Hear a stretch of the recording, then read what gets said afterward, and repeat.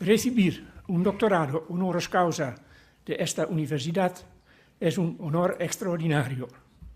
Durante más de 30 años, desde la primera invitación de mi amigo y colega profesor Benjamín García Hernández, he sido invitado con frecuencia al Departamento de Filología clásica, así como estudiantes y profesores de este departamento han visitado regularmente la Universidad de Ámsterdam. Pero, aparte de sentirme unido con ustedes por esta amistad, este doctorado honoris causa es un gran honor para mí, sobre todo por el lugar internacional tan destacado que ocupa el departamento dentro de mi especialidad, la lingüística greco-latina, y particularmente por el papel que ocupa en esta área mi tan estimada, querida promotora, profesora Esperanza Torrego. Por eso quiero expresar mi agradecimiento por el doctorado otorgado por la universidad y por el departamento y a todos que han atribuido a hacer hoy un día inolvidable para mí. También quisiera mencionar al secretariado del rectorado y las colegas que se han ocupado de un coloquio científico en mi honor.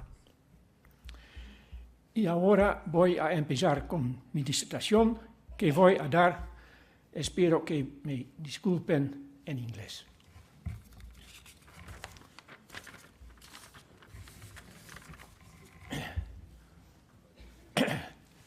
There is a PowerPoint installation there, but the people sitting here will not be able to see it. There's another one. Okay. I hadn't noticed. I was so occupied by my Spanish. Can one really do research on the Latin language? Or is there still anything to research about the Latin language? I thought it is a dead language, so everything must be known by now. Those among you working in the humanities will be familiar with such questions, but mathematicians and others will have the same experience at informal social events. Maybe one of you asked him or herself this morning, or was asked by someone, can one receive an honorary doctorate for work on the Latin language? In this talk, I'd like to give an answer to the first and second questions. In the definition of the new Oxford Dictionary of English, research is called the systematic investigation into and study of materials and sources in order to establish facts and reach new conclusions. So is it possible by systematic investigation and study to establish facts and to reach new conclusions concerning the Latin language? The answer is positive, definitely positive, as I hope to show you now. Let us start with materials. As I indicated in the beginning, Latin is usually regarded as a dead language, by which people mean that there are no living speakers who use the language as their mother tongue. And that's true. But this does not mean that there are no new materials and sources that can be investigated and can possibly be used to establish new facts and to reach new conclusions. As many of you know, archaeological excavations in this country, especially in Andalusia, have yielded spectacular findings which have been and are being studied with much profit by specialists of Roman law, history, Latin language and Latin literature. One such finding is the bronze inscription containing the Senatus Consultum de Gnaio Pisone Patre, the outcome of the discussion in the Senate of Rome in December of the year 20 concerning Gnaeus Piso. Piso was a man from a leading family who was accused of involvement in the death of Prince Germanicus. The affair is also described a few generations later by the Roman historian Tacitus in his Annals. The comparison of the formal statement of the Senate with Tacitus' literary and slightly biased presentation is very interesting from several points of view. But perhaps the most interesting point is that such a statement of the Senate was considered so important that it was published as a public document in a small town so far away from the center of the empire. And that apparently citizens of that town were supposed to be able to read it or have someone to do it for them. The inscription can be seen in the Museo Archeologico in Sevilla. I'd like to mention one other new piece of data which is also more interesting from, I haven't shown you the picture, where you can see with some effort there S, C, D, A, Nino, etc.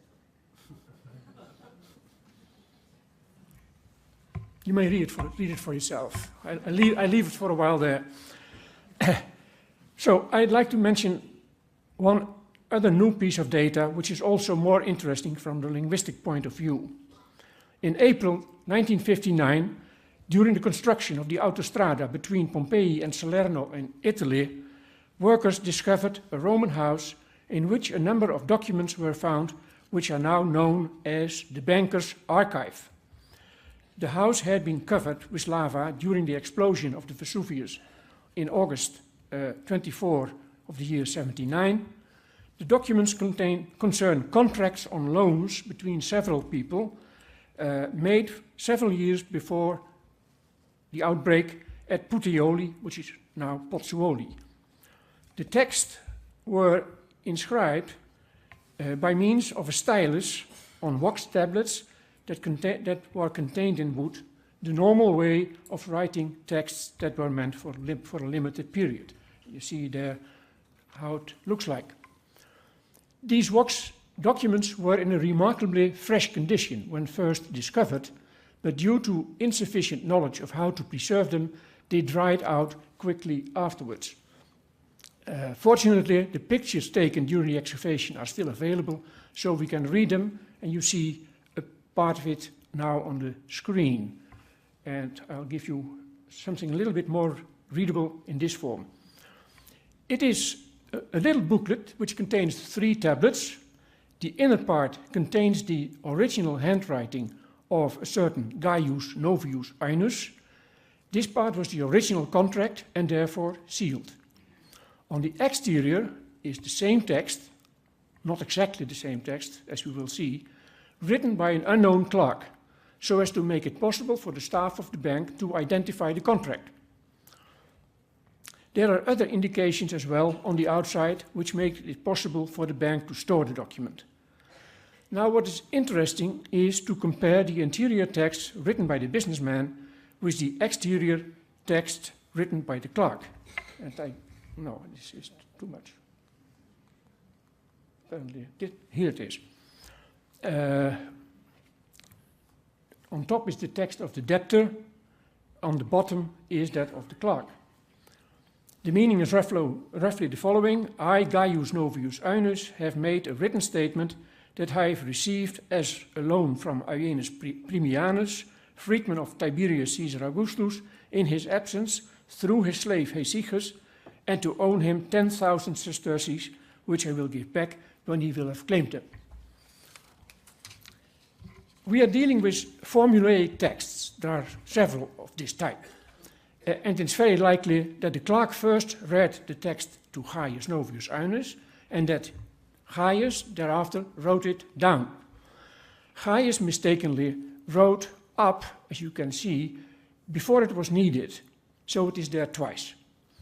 He also used a spelling that is different from the spelling of educated writers. Note in the text of Gaius above, Caesaris, instead of below Caesaris. And at the bottom of the text of Gaius, que, instead of quae, and conversely, petierit, instead of petierit. This proves, as we knew already, that what is normally written as I was at the time produced as E, at least by part of the population, as it is now César in Spanish. What the comparison also shows is that the clerk knew standard Latin much better than the businessman. Here some of you may conclude that this is a very tiny step forward, and it is. What makes this case so special is that we have two versions of the same text. Before we had to infer our idea of the pronunciation of I from miscellaneous evidence, now we have indeed a new fact. By the way, do you know of disciplines that make regularly big steps forward? Isn't this how scholarly work goes, step by step, detail by detail? So far about materials and facts. Much more important in my discipline are new conclusions about established facts.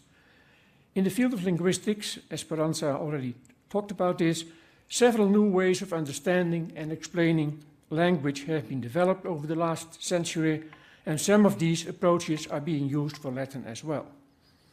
One important new insight is that language is not so much an independent system of rules, but above all an instrument for human communication. The traditional approach to the grammar of Latin is a continuation of the way in which Greek and Roman grammarians analyzed and described it. The most complete description is one by the grammarian Priscianus, written in the 6th century of our era in Constantinople for a Greek audience.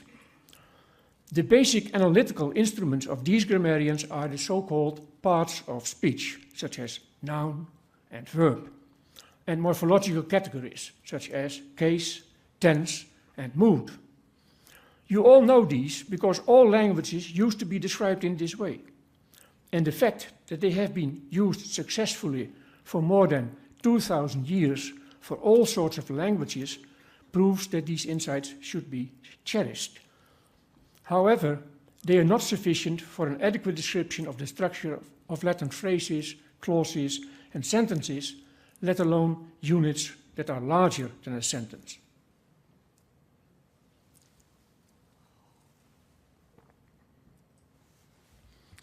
I would now like to show you some of the analytical tools that we now use for describing the syntax of Latin. I myself take the tools from one of the contemporary linguistic theories, namely functional grammar. The theory of functional grammar was developed in the 70s by Simon Dick in Amsterdam. That's Simon Dick. He studied classics and linguistics at the University of Amsterdam, and it's therefore not surprising that some fellow functional grammarians were classicists, one of them being Martel Bolkestein, already mentioned, and that the tools that were developed were tested on Latin and Ancient Greek and also applied afterwards to these languages. Its most complete description was published posthumously in 1997 by Simon's pupil Kees Hengeveld. Functional grammar, just like other functional approaches to language, as I said, regards language as an instrument for communication and social interaction. Human beings use language to achieve something, to pass on information, to give orders, to ask for information, to express their emotions, to tell stories, to write poems, etc. Because of this social aspect, it is necessary for an adequate understanding of the language to integrate a pragmatic component into the grammar alongside more formal components such as syntax and morphology. I come back to this pragmatic component later on. I will now first demonstrate how functional grammar envisages the structure of a clause. And I start by example 1, which is an adaptation of a clause in a comedy of Plautus. Illi noctu certe ocentabunt ostium. They at night certainly will serenade the door. They will certainly serenade your door at night. This clause contains a pronoun, illi, they, a noun, ostium, door, and the verb ocentabunt, will serenade. This verb normally requires the expression of one or more persons who do the singing and an entity that is addressed by that singing. We use the term two-place or bivalent for verbs of this type, continuing in a way the term transitive of the Greek and Roman grammarians. The two nouns are obligatory. and together with the verb, they constitute the core part of the clause. In addition to these core elements, the clause in one has also the adverb noctu, at night, and certe, certainly. In contradistinction to the core elements, these two adverbs are optional. If we leave them out, we still have a satisfactory utterance. Now, if you ask yourself how these two adverbs, noctu and certe, are related to the core of the clause, you will perhaps agree with me that noctu in some way specifies the event that's described in the core, whereas certe expresses the judgment of the speaker on that event, or more precisely on the event and the additional specification that it will happen at night. This can be proved by using a question. We can have certe as an answer to 2. Will they serenade the door at night? Certainly. And also as an answer to 3. Will they serenade the door? Certainly. In other words, noctu is more closely related to the core than certe. This is expressed graphically in the figure you now see on the screen.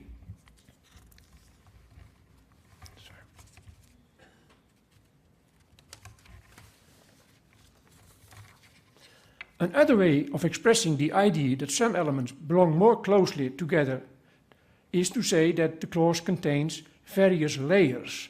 In this terminology, it can be said that certe belongs to a higher layer than noctu, which itself belongs to a higher layer than the core of the clause. This idea of layered structure is not specific for functional grammar, and in fact was developed at an earlier stage. It's now used for the description of various languages, for example, in the Sintaxis del Latin, clásico, the beautiful grammar written by a team of Spanish colleagues with José Miguel Baños as coordinator. With the clause structure demonstrated above, a number of facts of the Latin language can be studied from a different perspective and be better understood than our traditional grammars do. The example I will discuss is the use of the dative case in Latin. As most of you will know, a Latin noun or pronoun has 5, or more precisely 6, cases for the singular and for the plural. In the example that we saw, illi and ostium have different case forms. Illi is a nominative and ostium is an accusative. These case forms help us to understand that in this situation, the illi are the singers and that the ostium is the entity to which the singing is addressed, and not the other way around. For you and me, speakers of the languages practically without cases, 5 cases may look plenty. But these cases are all used for multiple diverse relations in the clause. And an important question is how these various uses are connected. Is there a basic meaning of each case? And if so, what is that meaning? Would it not be easier to have, say, 20 cases with each a well-defined task? The answer is that case forms are not the only element that helps us understand the meaning of a clause. In the example 1, you would not easily assume that the relation were the other way around and that the door was singing to the people. Normally, doors do not serenade. So in this situation, the information provided by the case form is supplementary. But let's now turn to the dative.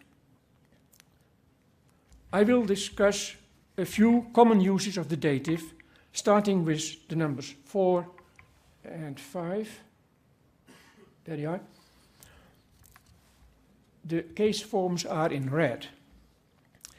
Surupuistine uxori tuai palam agdedisti erotio. Did you steal the mantle from your wife and give it to erotium? In 4, the 2 elements in the dative case are used in combination with 2 verbs which mean give and its counterpart take away. Both verbs that require a person who gives or takes away, and an entity that is given or taken away, and a third entity to whom is given or from whom is taken away. These verbs are three-place verbs. The elements in the dative belong to the core of the clause. And in 5, we have the verb favio, to be fond of, which requires a second entity alongside the person who is fond of. So illi virgini, again a dative, belongs to the core of the clause. Example 6 is slightly more complicated. Esurire mihi videre, mi quidem esurio, non tibi. I can feel that you are hungry. No, I can feel that I am hungry. You can't. It is a joke. The first speaker intends to say, look at the brackets there, esurire mihi videre. Have hunger, you seem to me. But the second speaker interprets it as esurire mihi videre. You seem to be hungry for me. And obviously, to be hungry, and he answered in the way he does, I am hungry for myself, not for you. Obviously, to be hungry does not require a second person in the interest of whom another person is hungry. It's not a core element and can best be taken as a further specification of the core, comparable with not true in the previous example. I move on to another type, number 7. Alexander orbi magnus est, Alexandro orbis angustus est. Again, the datives are read. Alexander, for the world, great is. For Alexander, the world small is. The datives orbi and Alexandro indicate in whose eyes, or from the perspective of whom, Alexander is great or the earth is small, respectively. They convey some form of judgment by the speaker and in that sense resemble recte in the example 1. All these instances of the dative concern human beings, but starting from the meaning of the verbs involved and the entities they require, we can assign different positions to the dative expressions in the structure of a clause. I come now back to the communicative function of language and the pragmatic component of functional grammar. One essential element of human verbal interaction is that the speaker, when formulating his message, takes into account what he thinks the addressee already knows about what he is going to say. At the same time, the speaker also takes into account what he thinks the addressee knows about what he, the speaker himself, knows and thinks. That gives you the complicated figure on the screen.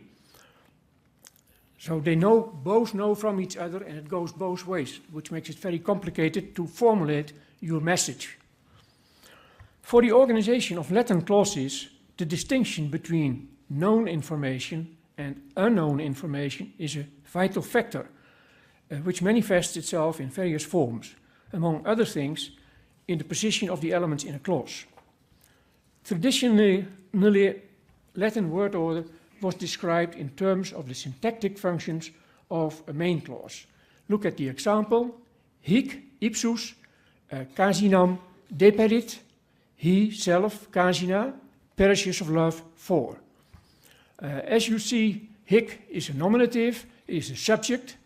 I leave ipsus out. Casinam is the object, is the accusative, and deperit is the verb. And the order of the constituents is subject, object, verb. Now, when we describe the Latin word order in these terms, we will find out that there is much variation and that all 6 logical possible orders occur. See a recent count here. I'm so sorry for you that you can't see it, but the screen is there. We imagine. Good. So there you see the 6 possible orders.